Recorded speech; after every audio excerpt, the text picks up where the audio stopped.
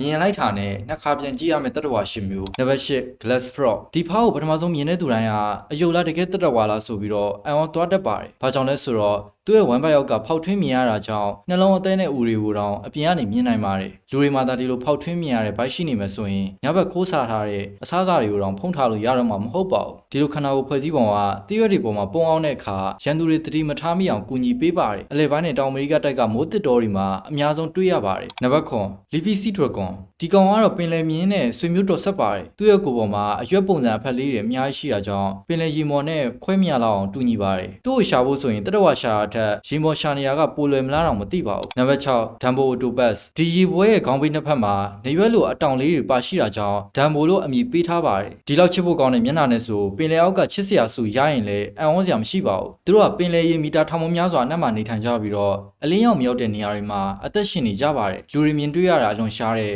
ရေနံပိုင်းတတဝါတစ်မျိုးဖြစ်ပါတယ်။နံပါတ်5 Goblin Shark ဒီငမန်းကိုမြင်လိုက်တာနဲ့ကြောက်စရာကောင်းတဲ့ရုပ်ရှင်တွေကတတဝါလို့တောင်ထင်နိုင်ပါတယ်။ဒီငမန်းကိုသာညဘက်မှာတွေ့လိုက်ရင်ရေကူးပြိုင်ပွဲဝင်နေတောင်ကမ္ဘာဆန့်ကျင်တင်နိုင်လောက်ပါတယ်။ရှည်လျားတဲ့နှာခေါင်းနဲ့အရှိကိုရုပ်တရက်ထိုးထွက်လာတဲ့ဗစက်ကြောင့်တားကောင်ကိုလှိမ့်မြန်စွာဖမ်းယူနိုင်ပါတယ်။ဒီငမန်းဟာပင်လယ်အနက်ပိုင်းမှာသာနေထိုင်ပြီးတော့ရှားပါတဲ့မျိုးစိတ်တစ်ခုလည်းဖြစ်ပါတယ်။နံပါတ်4 Star Nose Mole ဒီတတဝါရဲ့နှာခေါင်းမှာကျယ်ဝန်းပုံစံအဖက်22ခုပါရှိပါတယ်။ဒီနှာခေါင်းမျိုးသားလူတွေမှာရှိမှဆိုရင်ငငယ်ကအဆက်အသွယ်ပြတ်သွားတဲ့ရီစာဟောင်းကိုတောင်ပြန်ရှာတွေ့နိုင်ပါတယ်။အဲ့ဒီအဖက်တွေကအလွန်ထိလွယ်တဲ့အာယုံခံအင်္ဂါတွေဖြစ်ပြီးတော့မြေကြီးအောက်ကအစာကိုစက္ကန့်ပိုင်းအတွင်းရှာဖွေနိုင်ပါတယ်။အစာရှာနိုင်တဲ့အမြန်ဆုံးနိုးတိုက်တတဝါတွေကတစ်မျိုးလို့သတ်မှတ်ခံထားရပါတယ်။နံပါတ်3 Axolotl ဒီတတဝါကိုမက္ကဆီကိုလမ်းလျှောက်ငါလို့လည်းခေါ်ကြပေမဲ့တကယ်တော့ငါမဟုတ်ပါဘူး။ရေမာနေတဲ့ကုန်းနေခြင်းတွေတတဝါတစ်မျိုးပါ။ဒီကောင်ကတော့ဒဏ်ရာရရင်မစိုးရင်ရပါဘူး။အသေးကွဲတာမျိုးတွေပဲနည်းနည်းစိုးရင်ရပါတယ်။သူ့ရဲ့ထူးခြားချက်ကတော့ပြတ်သွားတဲ့ခြေထောက်အမီးနဲ့တခြားကိုယ်အင်္ဂါစီပိုင်းတွေကိုပြန်လည်ကြီးထွားစေနိုင်ပါတယ်။ဒါကြောင့်ကမ္ဘာတစ်ဝန်းအသိပ္ပံပညာရှင်တွေကဆေးပညာသူရိသနာတွေအတွက်အထူးလေးလာနေကြပါတယ်။နံပါတ်2